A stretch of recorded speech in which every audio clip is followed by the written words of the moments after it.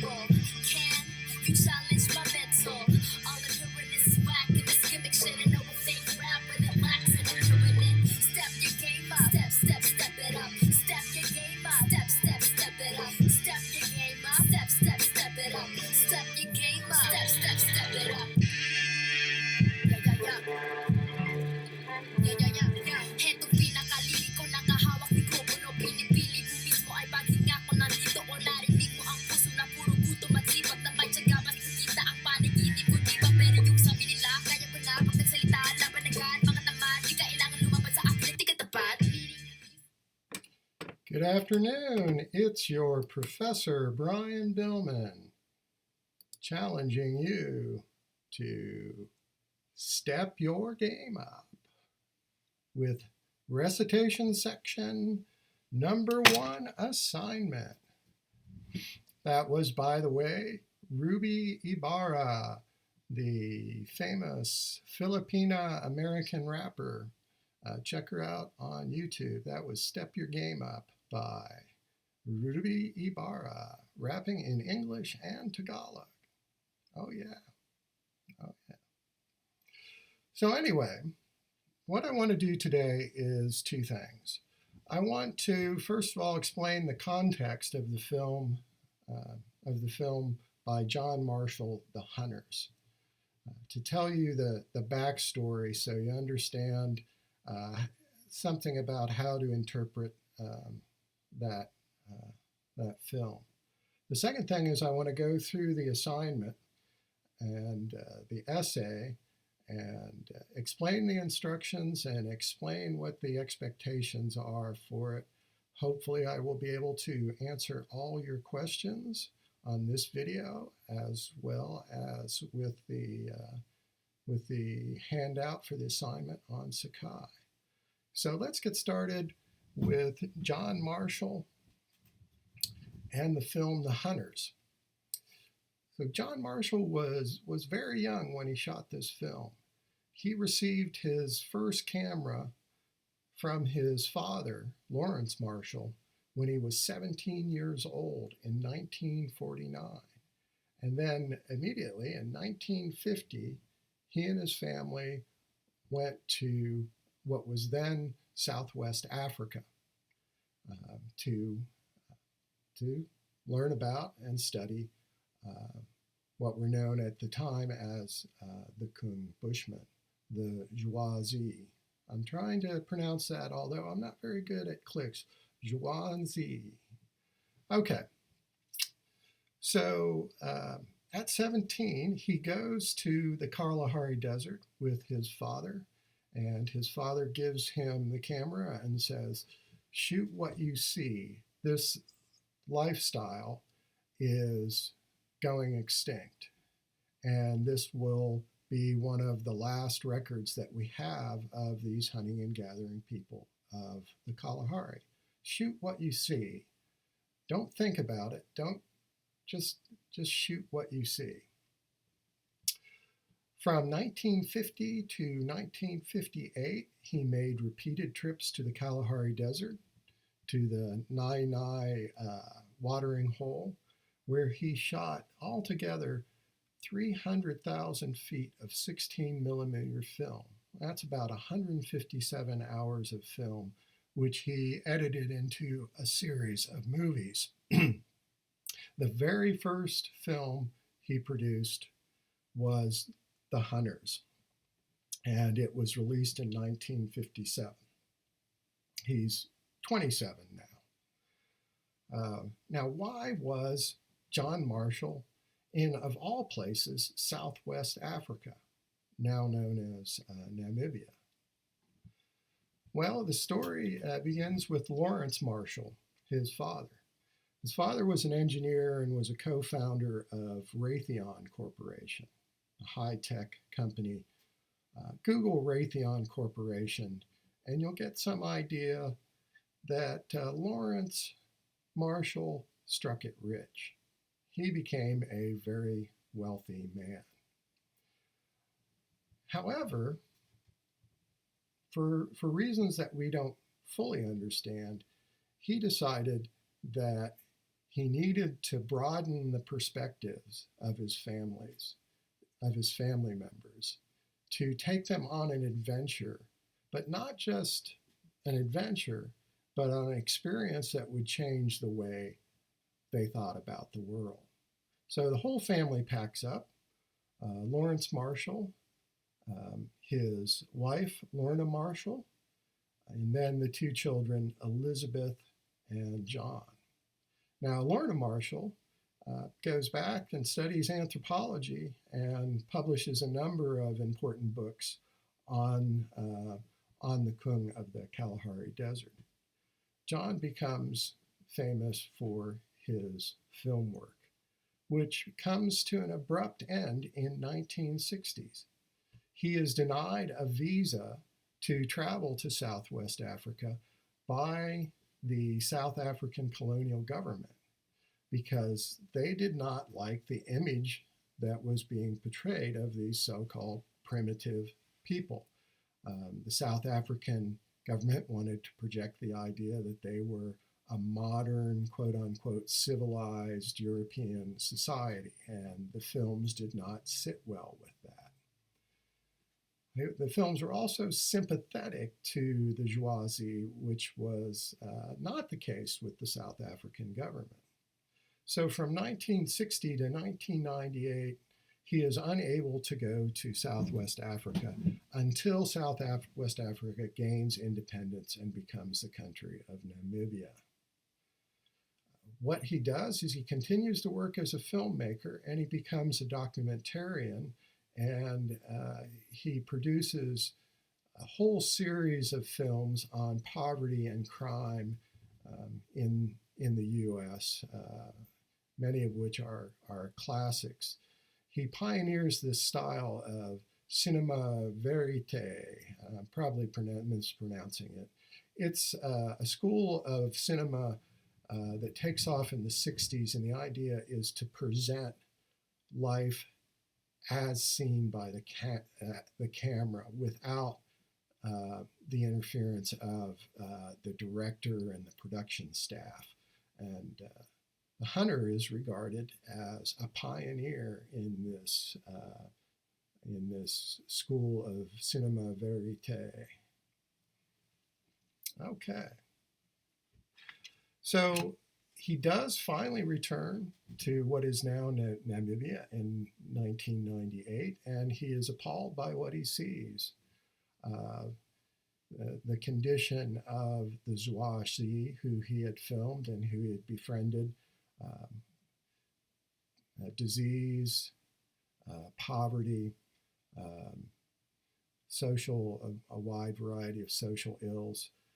So he essentially gives up filmmaking and becomes an activist for the Zhuazi, and he establishes a foundation, and he works the rest of his life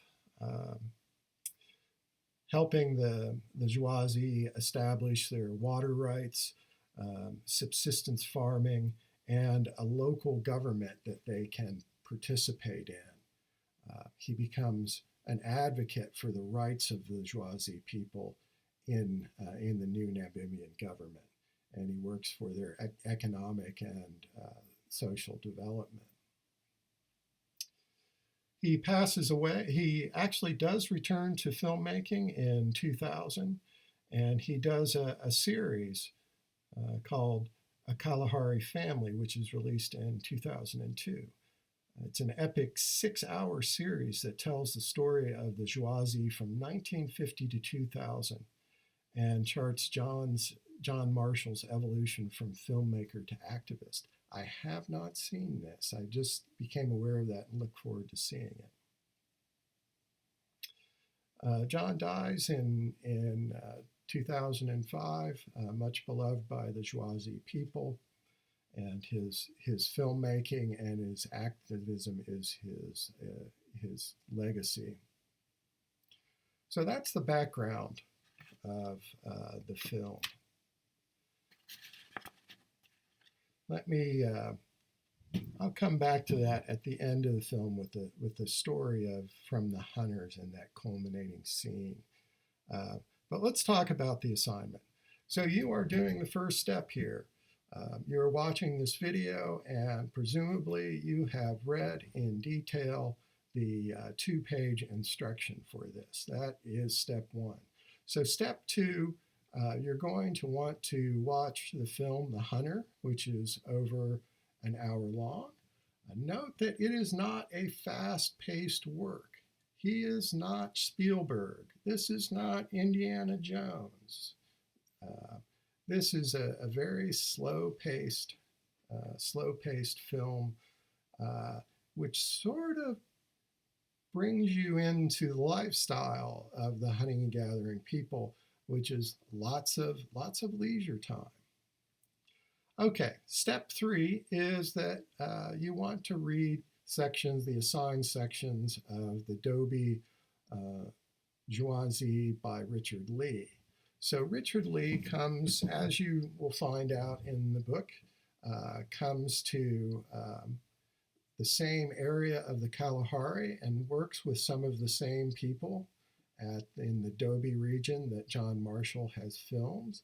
And Richard Lee is the co-leader of an interdisciplinary project on the Zhuangzi, which lasts for more than a decade. And this results in the Zhuangzi becoming the sort of classic case study of hunting and gathering people.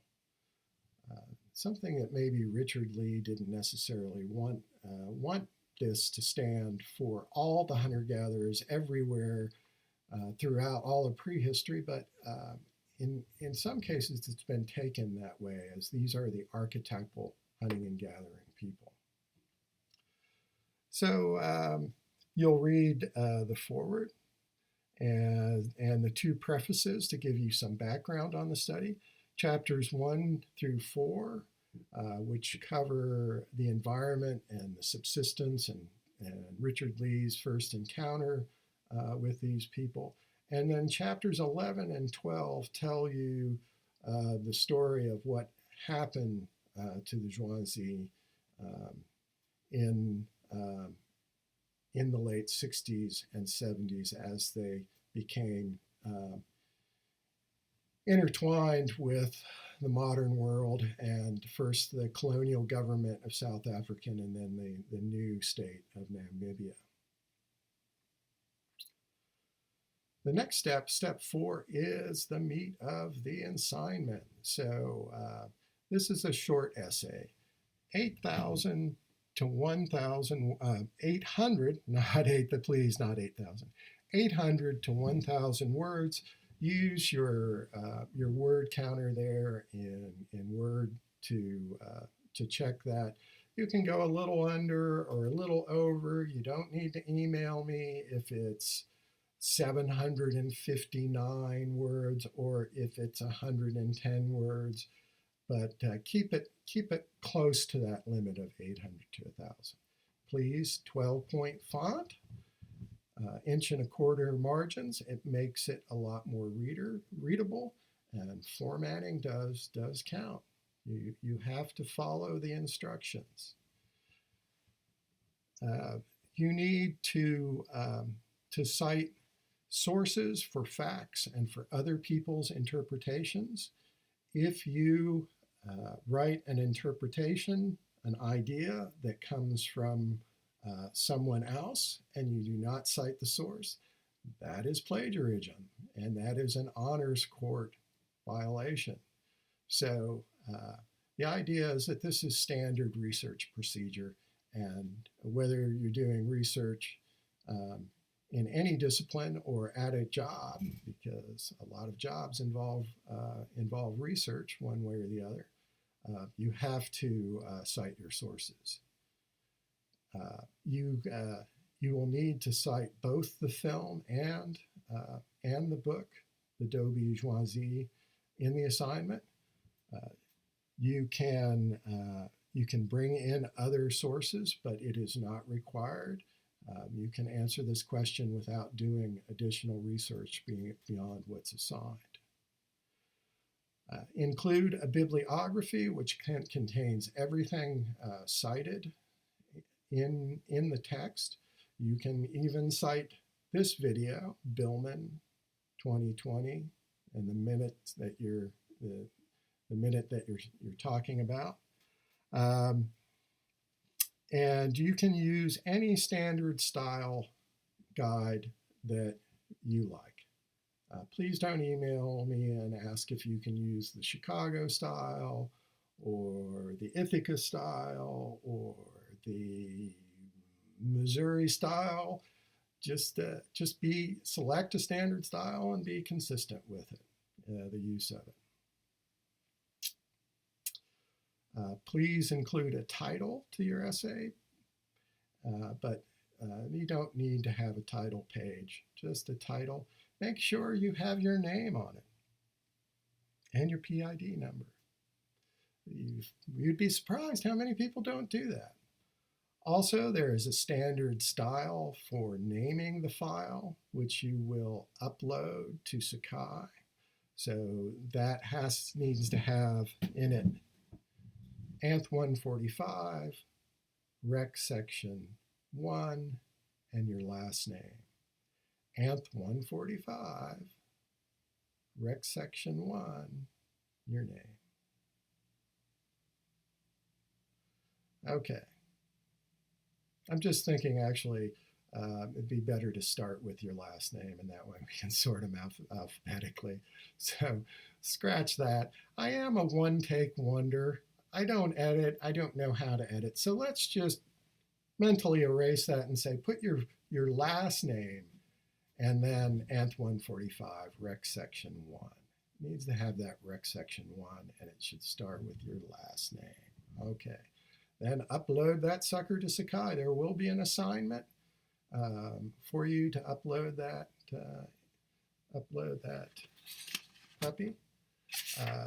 In terms of the due date, it is 11:55 p.m. Thursday, September 3rd.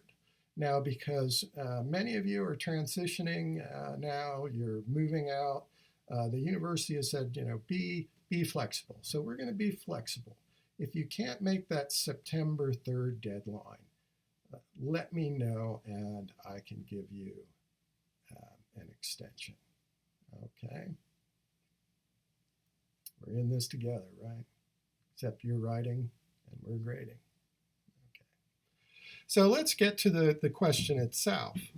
So this starts with a paragraph excerpt from the Spindlers, George and Louise Spindler, who wrote the foreword to this. And they make a very bold claim.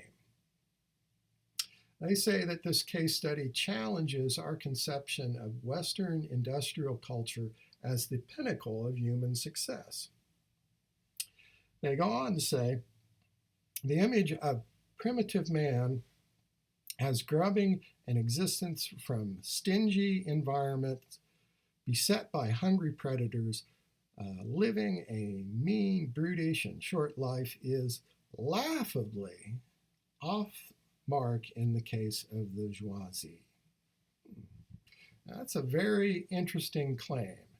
And what we want you to do on this exercise is to examine that critically. This is an exercise that involves critical thinking and then clear, critical writing. Clear, concise writing showing your critical thinking. So let me go to my cheat sheet here, and we can go through this assignment. So based on the film and the readings, do you agree with George and Louise Spindler that Lee's case study of the Zhuangzi challenges our conception of Western industrial culture as the pinnacle of human success? Why or why not? Now, first of all, you can answer this question either way. You can take the pro side or you can take the con side. We're not grading you on whether you say yes or no to this. We're grading you on your critical thinking and your writing skills. Now, bear in mind, too, that this is 60 points out of 1,000 points. The next two recitation sections will be 70 each. The exams are 250. So this is a relatively small part of your grade. It's 6% of your grade. You're not going to fail at this class solely on the basis of doing poorly on this. Okay, so let's not get super stressed out about this. Let's not freak out about this recitation section. Plenty of other things to freak out about. So reserve your freak out quota for other things of your personal choosing. Okay. So where do we go? So we want you to construct a fact-based argument that draws on the film and the reading. So this is your opinion, and then building an argument that supports your opinion that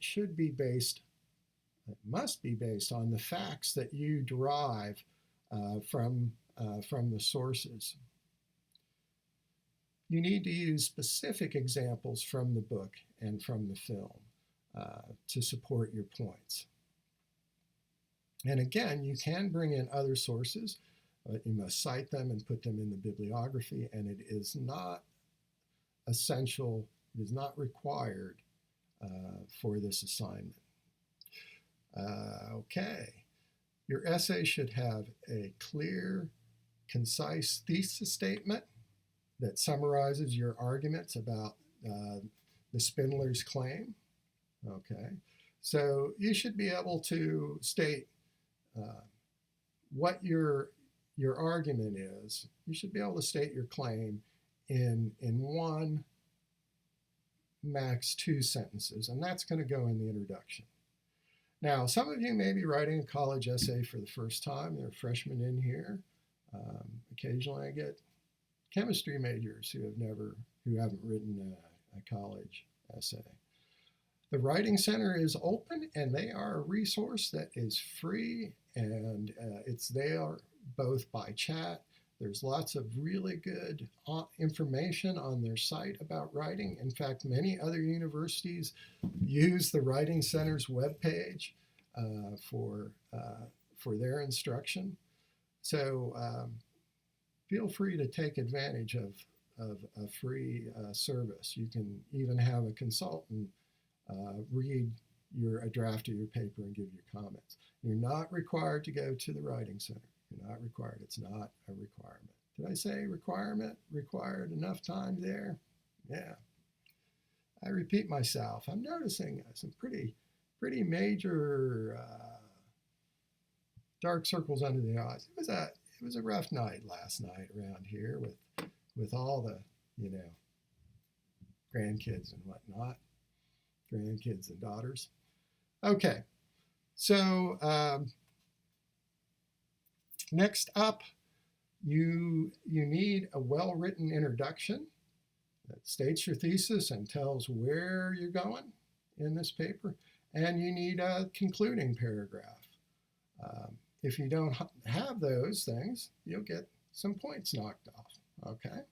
And there'll be more about grading in this week. Okay, let's see. The final guideline here is creativity and independent thinking is encouraged and rewarded. So the difference between a 100% and the difference between a 100% A and a 94, a 95% A or an A minus is, did you show some independent thinking? Creativity in your presentation adds points as well. Okay, now I have some final thoughts here about the essay and then the story about the giraffe. Okay. as a part of answering this question, you must uh, define what you mean by the pinnacle of human success. Now, the Spindlers do not define what they mean by by the pinnacle of human success.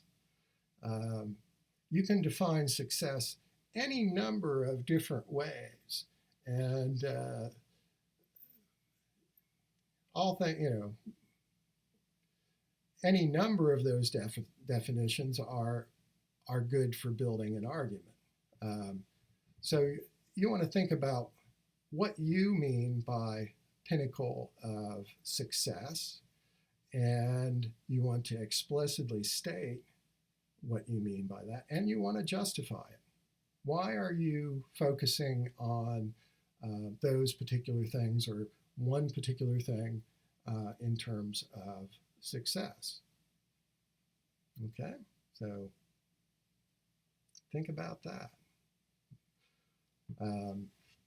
As you do the readings and as you do the film, think about success. Now, what the Spindlers are reacting to here, and many people reacting to, including Lee, is the Western notion of progress.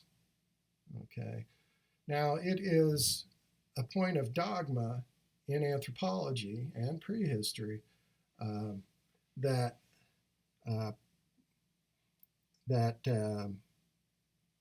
well, let's see what I got. That the idea of progress, as we know it, is a Western construction. It's the product of Western thinkers who were using the notion of progress to justify racism, colonialism, economic inequality, and so on and so forth. So one example of this is so-called scientific racism, that the races developed over time and that there was progress in biological evolution, leading to the pinnacle of humanity being the white Anglo-Saxon, Northern Europeans and Scandinavians, Germanic people, and that sort. So everything else was leading up to that ultimate state of being. In a less in a not necessarily racist form, it's the notion that technology produces solutions to social problems, and that through time, these technological innovations lead to progress in human society. Okay, so hunter-gatherers, their lives were nasty, brutish, and short. Then someone invented agriculture, their lives improved. At some point, people developed states, lives improved, and eventually people developed industrial capitalism, and the result was that global capitalism raised all boats and improved everyone's lives. Now, I think this question of progress is complicated, more complicated than this critique of progress as a racist Western construction. Now, I agree that the notion of progress that we see developing in the West in universities and then used by businessmen and politicians was inherently racist, and that it was a justification for a variety of things that were empirically bad, that were morally bad and empirically wrong, and including things like euthanasia and eugenics and slavery and racism and those sorts of things.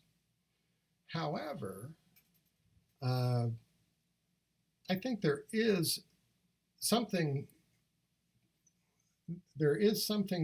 called progress that happens in societies. And I may be going down a different path than 99% of my colleagues in anthropology on this. But we do see in the past some cases where there were improvements in the lives of people, not just in the elite, but across much of society, most of society, in some cases, all of society. So, for example, vaccines and antibiotics, I regard as technological innovations that improved people's lives and continue to do so. And hopefully, we will continue to find antibiotics that are not resistant, and that we will develop vaccines for the current pandemic and other pandemics. I mean, it would be kind of hard to see a vaccine for the coronavirus as not being progressive, not being an example of progress. It will improve people's lives. Likewise, I think in some societies, we've seen major improvements. For example, in the US, we've seen improvements in civil rights. Now, not to say that things are perfect, not to say that there's not room for improvement. But certainly the situation now in the US is better than it was during the period of slavery, during the Jim Crow era. Certainly it's better that Native Americans got the vote in the 50s, that Asian Americans got the vote in the 1950s, that women got the vote in the early part of the 20th centuries. This is progress. And the notion of progress, I think, for me, is the possibility of progress is something that gives me hope for the future and also helps understand the situation we're in and how much further we need to go in many areas. Okay. So that's, on the other hand, I would say, I think that we must question the idea that these major changes in prehistory and history represent progress. Did the transition from hunting and gathering to farming improve people's lives? In what ways did it improve people's lives? In what ways did it not improve people's lives? Likewise, I think the formation of the state is an open question about whether that improved people's lives. And of course, global capitalism, there is considerable legitimate fact-based debate about progress in global capitalism. My colleagues would be turning over in their graves if they were dead, maybe turning over in their graves. Now, a central point in this class is to critically examine the notion of progress in these transitions, to move from a simplistic notion, one way or the other, to a complex, nuanced understanding of our past, which will inform us about the future. Okay, and I'll end with a story about the hunters. Now, I've been using the hunters for all of my 22-year career at UNC. I use it in a couple different classes. I had this film in classes I taught as a TA back in the late 80s in Santa Barbara. And I've never been able to find through my research exactly how this film was shot. Was John Marshall out there with a backpack and a camera following these guys and eating what they were eating? Did he have his own food? Was he following them in a vehicle? Um, I don't know the answer to that, and I haven't been able to find that out. So if anyone finds out some insight into that, let me know. Um, I don't believe there's a biography that's been written of John Marshall, although that would be a fascinating topic for a researcher. Um, okay, so what I do know about this film is that this was a period this was a time of hunger for these folks, and that is well represented in the film. And they finally succeed in getting a poison arrow into a giraffe, and they get to that giraffe before other predators do. But the giraffe is alive and kicking, and giraffes are extremely dangerous. Um, so John Marshall wants an authentic experience here. He wants to capture these men bringing down this massive beast with this extremely simple yet effective technology. Now, the thing is, the story goes that John Marshall had a shotgun. I believe it was a shotgun, which he carried for protection. And the men in the hunt uh, started harassing him, saying, we're tired, we're hungry, we've been out tracking game for several days, we've been tracking this game in particular, and you have a gun. Shoot the damn giraffe so we can eat. We can't eat until this giraffe is dead. And he's trying to explain to them, no, I want to see you do it with spears and arrows. It's really important. It's really important to the film. Really important to the film. And finally, you may notice that this giraffe very suddenly collapses. A spear goes into the chest and it collapses and dies. And the butchering and the feasting and the sharing ensue. The story goes that he finally had to give in. Eventually, they would have brought down the giraffe. It would have died eventually of wounds and poisons. But what he did is he staged the death scene by having one of them throw the spear. And it's a silent movie, a silent film. And he shoots the giraffe just as the spear hits it and it comes down. Now, one final word here is that this is a graphic depiction of hunting and gathering world. Animals die, and they die in a fashion that many of us would regard as cruel. This is the nature of life in hunting and gathering. In the assignment, I noted the times on the death of the 3 animals.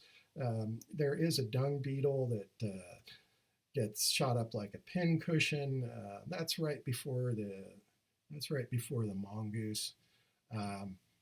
But you do not have to see those death scenes. If it's you don't need to see those to finish the assignment. But be aware that this is what hunting and gathering life was. And notice the reverence and respect the men show for the giraffe after it's died. They say one of them says something very interesting about an empty space being created in the world by the death of just this giraffe. So anyway, that's my take on the assignment. So get started, view the film, read the book, and think about this question, because mainly this is an exercise in critical and creative thinking, which you express in this case through the written word, through a short essay, concise, clear. That's what we're shooting for. Okay, thank you all very much, and take care.